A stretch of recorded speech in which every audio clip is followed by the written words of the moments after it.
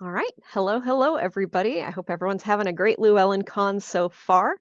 Welcome to Why Qabala is an Affirming Spiritual Tool for People of All Sexualities and Genders. And big thanks to Llewellyn for hosting me as part of LlewellynCon 2022. I'm really honored to be here. My name is Enfys Book. My pronouns are they, them. I've got a little more of an intro in a moment, but I'm going to click through these lovely slides because first, in speech class in high school, they always said, tell them what you're going to tell them the thing, and then tell them what you told them, right? So I wanted to tell you what I'm about to tell you. So first, I'm going to talk about myself and my background a little bit because I know not everybody here probably has studied Kabbalah. I'm going to give an overview of some of the key concepts. It's going to be lightning fast. For those who have been studying this for years, it may seem a little surfacey, but that's what we have time for. After that will be kind of the meat of the presentation, which is 5 reasons Kabbalah is an affirming spiritual tool for LGBTQIAP2S plus people. I have some other queer magic book recommendations if you really dig this presentation and want to know more. We'll talk through those, and then I'll have probably 10 minutes at the end for questions. So if you have questions, I'm not going to be looking at the chat while I present because otherwise I get too distracted. So as you have questions, I encourage you to save them and paste them into the chat once we get to that point. All right. So here we go. So first of all, hi, this is me. This was taken last week at my book launch event. Again, for those who joined a little late, I'm Enfys Book. My pronouns are they, them. And hopefully you can see in the corner of the screen, but my handle online is Major R Queerna. That's the name of my website, and it's where you'll find me on Twitter, Instagram, Facebook, and all of that. So I am the author of this book, Queer Qabala, Non-Binary, Gender-Fluid, Omnisexual, Mysticism and Magic from Llewellyn, which just released last week, so it is hot off the presses. I am queer, I am non-binary, I am bisexual, and I am also many other things, including I am clergy in the Assembly of the Sacred Wheel tradition, which is a syncretic Wiccan tradition based in the Mid-Atlantic region of the United States. I am the High Priest of the Fellowship of the Ancient White Stag Coven, which is based in the Washington, D.C. area. I also run this website called majorrqueerna.com, which is all about queerness and magic and the intersections of those things, in particular with a lot of content on Kabbalah. Unsurprisingly, if you are attending this, that is my jam. It is my favorite thing. So I've also have on Major R Queerna, I do a roughly every other week video chat show. It's live on Facebook on the Major R Queerna Facebook page. It's called 4 Quick Cues Book Talk with Enfys. And what I do on that program is I ask pagan authors 4 quick questions, but the questions are decided at random by rolling a 20-sided dice. So far it's been a lot of fun. We've had, I think, 11 episodes so far. And if you follow me on Facebook, you can find out more. The episodes are also posted to YouTube after the fact. In addition to all of this stuff, I have taught several classes on Kabbalah, tarot, and queering your magical practice over the last several years. And outside of my magical work, I am in a really weird band called the Misbehavin' Maidens. We sing funny, filthy, feminist fandom folk music. If that sounds like your jam, we have 3 albums that are available basically anywhere that you can get music. So check it out if you like. So let's start with the basics. Again, this is going to be extremely kind of high level. What is Kabbalah? Because we only have 20 minutes to go over everything. So we're going to be real brief here. So let's see here. This is probably the most comprehensive definition I could put together. Kabbalah is a framework to understand the universe, how things manifest, levels of consciousness, a path to spiritual growth, and all of that is based on a glyph called the Tree of Life, which is on the screen here. I added some fun little photos to it. Normally those are just circles. The phrase spiritual architecture was used by author Daniel Moeller, and I really like that definition. So again, Intro to Kabbalah could be a week-long course. Do not panic if you don't grasp all of this immediately. It's okay. One of the important, I can talk today. One of the important points I want to cover is that the roots of what I'm talking about, Hermetic Kabbalah, are within Judaism. Jewish mysticism has been working with Kabbalah for I think about 2,000 years roughly. But Hermetic Kabbalah, spelled with a Q, is a branch off of that started for sure at least a few hundred years ago. It's been going for a while. This is a different approach to using the Tree of Life glyph. They have some overlap. So the Jewish mystical tradition of Kabbalah, spelled with a K, versus Hermetic Kabbalah, spelled with a Q. Some of those overlaps are the glyph itself, the Tree of Life glyph here, the Hebrew names of the spheres. There are Hebrew letters for each of the paths, which are these lines connecting the different spheres. But they are different approaches to the same tool. Within the Judaic tradition, the Kabbalah is seen as, or Kabbalah in their case, is seen as the 10 divine emanations of God, whereas in Hermetic Kabbalah, it's more the things in that first bullet here. You know, it's a pathway to manifestation, levels of consciousness. I want to be very clear. I'm not Jewish. I don't have the expertise or experience to speak to the Jewish mystical practice of Kabbalah, but I do have about 10 years of study and experience with Hermetic Kabbalah with a Q. So that's what we're talking about today and what I wrote about in my book. So what am I here to tell you today? Simply, I would like to tell you that Kabbalah with a Q is queer. Not that Kabbalah could be considered to be queer or not, well, if you look at it in a certain way. Now, Kabbalah is queer. I want to take a moment to talk about the word queer because that may be jarring for some folks. So first, a definition. When I say queer, I mean not heterosexual and or not cisgender, identifying with the gender you are assigned at birth. I'm referring in general to the LGBTQIAP2S+ community, and I realize that the term queer can be charged for some folks, but it's a briefer and more all-encompassing term that's inclusive of folks whose identities aren't yet represented within the extremely lengthy acronym of LGBTQIAP2S. Queer theory has been a field of academic study since 1990, and the concept of queering something means to look at something we assume to be normal and interrogate why we assume that and consider what values are being expressed in that assumption. So when I say Kabbalah is queer, I'm not saying it's obviously queer. It may not be obvious at first because, well, frankly, a lot of the texts that we use in the Hermetic Kabbalah tradition were written about 100 years ago and have a pretty heavy bias toward patriarchal values and binary gender. So, and yes, there will be memes here. Uh, this is me in the middle looking like, queer Kabbalah sounds pretty awesome. And then the people who wrote those books 100 years ago may be quite appalled by this, by this presentation, or maybe they'd be really into it. Who knows? But those texts from the early 1900s are definitely products of their day.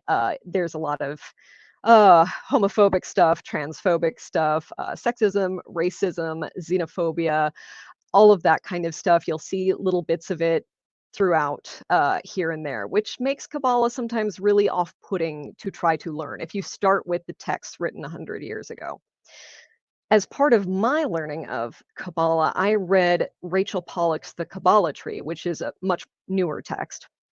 And there's a passing reference in there to the fact that each of the spheres or sephiroth on the tree, those circles in the Tree of Life glyph, they all have Hebrew names, and that Hebrew names have masculine or feminine endings. And when I read that, I was like, okay, that's really interesting. I hadn't thought about that before. And when I started looking at that aspect of it compared to other aspects of the tree, I found some really fascinating inconsistencies with how gender is expressed in the Tree of Life. So I kept digging, I kept finding more stuff. Ultimately, I found Kabbalah to be very affirming, very authentically queer spiritual tool.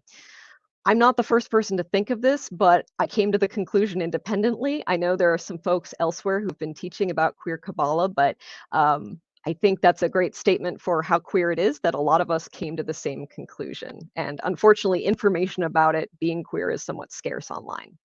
Now, I'm going to tell you 5 reasons why in a minute, but first we have to talk about polarity in magic.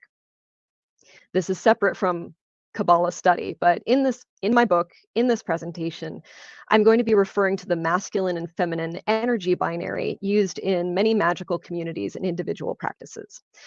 This could be a whole separate presentation, so again, we're going to be really brief. The idea is that there is a force of active, projective, positive energy. We label that masculine energy. There's also a force of passive, receptive, negative energy that we label feminine energy. I have a whole rant about this on my blog. Uh, to me, calling those types of energy masculine and feminine is all kinds of problematic, but for the sake of this presentation, let's assume this is a valid framework to work from. Because if we start from this framework, you can kind of see the framework actually dissolve and contradict itself as we see Qabala in this presentation. So regarding Qabala, I have two concepts I have to introduce you to very fast. First, in Qabala, we talk about three pillars. These are the vertical lines on the glyph. So here, the one I'm highlighting is the feminine pillar, the pillar of form, the pillar of severity. It has all those names. On the right, we have the masculine pillar, pillar of force, pillar of mercy. And in the middle, we have the middle pillar or pillar of balance. I like to call it the non-binary pillar. We'll talk more about that in a minute. We also have the concept of the lightning flash. Again, going to be very brief here. So the lightning flash is the pathway things go through to go from not existing to existing on the mortal plane. Now, in Qabala, we look at the order in which the spheres came into existence as a way to describe the different things a thing needs to go through in order to be manifest. So each sphere has a number assigned to it. And if we play connect the dots, like so, basically, it forms this shape, which kind of looks like a lightning flash, which is why that's what it's named. Uh, this is a much more complex, nuanced understanding of how to bring things into manifestation than what I colloquially call with the masculine feminine energy binary. It's more than insert tab A into slot B. So it's a much more complex thing. But I need you to be aware of those two concepts so that we can move on and queer all the spheres. I did warn you, there will be memes. So let's go through this. So point number one, you can't assume the gender of a sphere based on its name, based on its position on the tree, based on the symbols that are associated with it. There are dramatic inconsistencies through all these things, which I think is pretty neat. So let's talk first about how we have that masculine and feminine pillar for a starting point. Okay, so each of these spheres, like I said, has either a masculine or feminine name. Now I'm going to show you which ones are masculine and which are feminine here. So you notice that the gender doesn't always line up with the gender of the pillar it's on. We have feminine names on the masculine pillar, we have masculine names on the feminine pillar. And for those looking closely, we have a couple spheres in the middle that have both a masculine and a feminine name because it depends on which book you read what name they are called. So that's kind of neat. But it also doesn't always match up with whether what the magical image associated with that sphere is, because those are often gendered images. So I'm going to show you, watch closely as I change this here. This will be the gender of the image associated with the sphere. So some of them changed. One of the examples here is in the lower right where you see the F there. That is Netzach. Netzach has a masculine name. It's on the masculine pillar, but it's associated with Venus, and its magical image is that of a beautiful naked woman. For those wondering about the eye, across to it, that is Hod, and its magical image is of an intersex person. So that's also really cool. I didn't put that there. That has been there for over 100 years, and I just think that's really neat.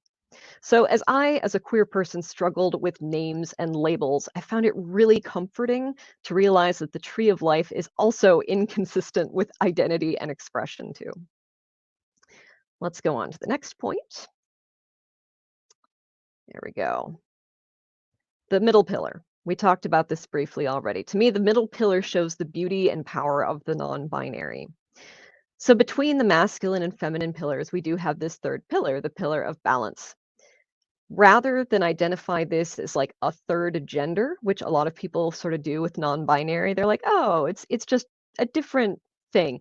The pillar of balance harmonizes and creates new things from the energies from the other two pillars. Even if you throw out everything else in this presentation, the existence of that third pillar, in addition to the masculine and feminine force form binary, opens the possibility of queerness and some really interesting, nuanced energy relationships throughout the tree. For me personally, since I don't experience my non-binary gender as being like in the middle of a masculine feminine continuum, but rather something on a different axis entirely, I really like how the pillar of balance is portrayed in the tree of life. Point 3, every sphere is gender fluid. So again, we're going to work from that assumption that there is masculine and feminine energy that are projective and receptive. Each sphere acts as both masculine and feminine when we look at how energy flows down the tree of life in that lightning flash. So for example, Keter on the top projects to Hakma, which in turn projects to Bina, and so on. So here I've labeled the spheres projecting to the other spheres. One slight difference, because it is hard to illustrate, my graphic design skills are not that good. Malkuth at the bottom actually projects to Keter at the top. So there is a complete cycle through here, though it's not on the glyph. You can also see each sphere receiving from the other spheres. So because each sphere is projecting and receiving at the same time, it's both masculine and feminine simultaneously. As someone whose gender identity can be a little fluid at times, this is really affirming to me as well. Point 4, every sphere is also bisexual. This goes right in with that second point. So not only is each sphere acting in a masculine and feminine aspect, it is also interacting with spheres that are both acting in a masculine and a feminine respect at the same time. So again, we're going to put that, every one of them is interacting with a sphere before it, receiving stuff from that sphere, and that sphere is projecting to it. And we have the same thing with receiving. So because they're always working with their neighboring spheres that are in different states of projecting or receiving, we can say that the spheres are bisexual. I feel really affirmed by this too. I think that's very cool. And a final point here, queerness is divine. The entirety of the tree of life is born of the divine spark originating in Keter, the sphere of absolute unity with the source of all, the blueprint of all that is potential. And nothing exists in Malkuth, which is here, our manifest reality. Nothing exists here that didn't start its journey at the divine source. And therefore, everything is divine, and that includes queerness and queer people. Not only this, but just to take it one more layer deep, every part of the tree of life contains the whole of the tree itself. So it's basically like a big fractal. You've got an entire tree in each of these spheres. So even if you think there's one sphere that maybe is more queer than the rest, it's in every other sphere, which means every sphere on the tree contains queerness, is queer, and is also divine at the same time. So what does this mean? The tree of life is fundamentally a diagram that, in Hermetic Qabala, represents humanity's relationship with the divine source. It also expresses all who are manifest in this universe, and by that description alone, queerness is already baked into Qabala because queer people exist in this universe. But having queerness be so explicit on the tree, like we've got that non-binary pillar, we've got almost every sphere has very inconsistent gender associations, and every sphere acting both projectively and receptively at the same time. To me, that's incredibly validating as a queer person. And more than that, it makes the tree of life an authentic spiritual tool for people whose gender and or sexuality are marginalized by mainstream culture. Qabala affirms that all genders and sexualities are both magical and real. And as we look at Qabala through a queer lens, even more importantly, Qabala itself can become a lens to better understand our queer life experiences. That's part 2 of my book, by the way. So for those in pagan and polytheist communities, approaching our magical tools, rituals, and symbols from a queer perspective can open up new possibilities and empowerment for the queer people in those communities, yes, but also for allies who are interested in digging deeper into what works and why with their ritual tools and symbols. Interrogating the things you believe in really just makes it stronger and deepens your understanding of it. So queering our magical practice means that We don't blindly accept norms and practices, particularly those rooted in binary polarities, binary gender, and heteronormativity.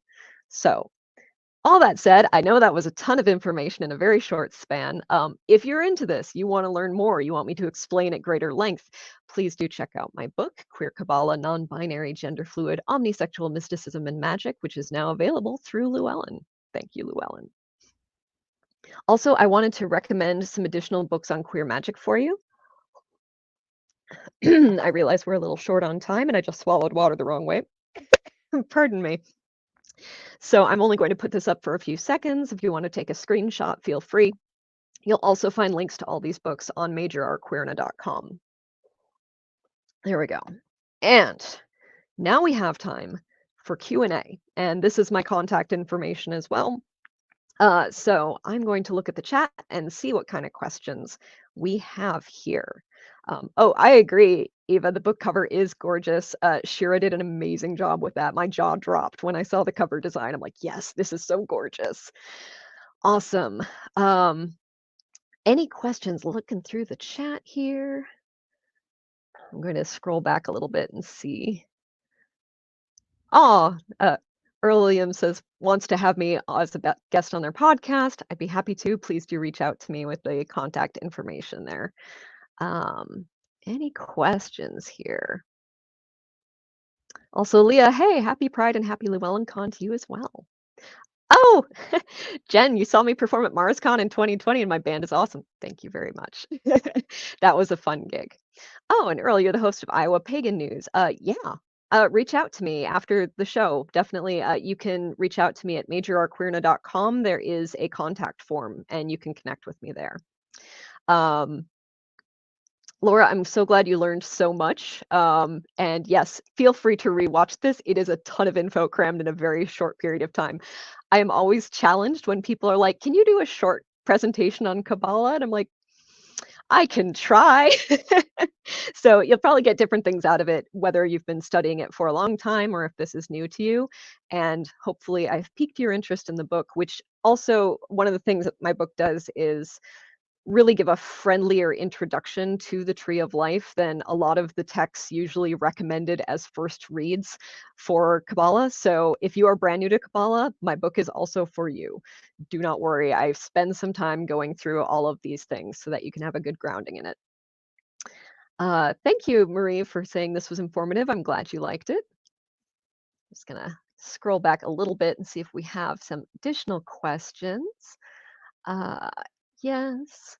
Someone asked about the blog. I think I have. Oh, maybe they're asking another participant. But yes, my blog is at majorqueerness.com. Thank you so much, Dave, for saying it's a great session. I'm glad you were able to make it here. I'm glad so many people are enjoying and interacting with this. I really get jazzed by queer Qabala. I think it's really neat. The tradition I'm in, the Assembly of the Sacred Wheel, a lot of our rituals, a lot of our spiritual technology is grounded in Qabala, and that's what initially sparked my interest in it. I wanted to know how magic works, and Qabala can be sort of an operating system for magic. And I was just fascinated by that and wanted to learn all I could. Thank you for your kind words, Bree. I'm glad you're looking forward to the book. And yes. Oh, yes, Earl, you can also message me on Facebook. If you can use the contact form, that tends to be more reliable for actually pinging me when someone does reach out. Jen asks if I'd be willing to come to Pittsburgh and do a reading or signing at a local queer witch shop. Heck yeah. Reach out to me on my contact form on majorqueerness.com. We can set something up. Nicole asks, is there any other books or sites that my 13-year-old niece would benefit from and help her get through her teenage years?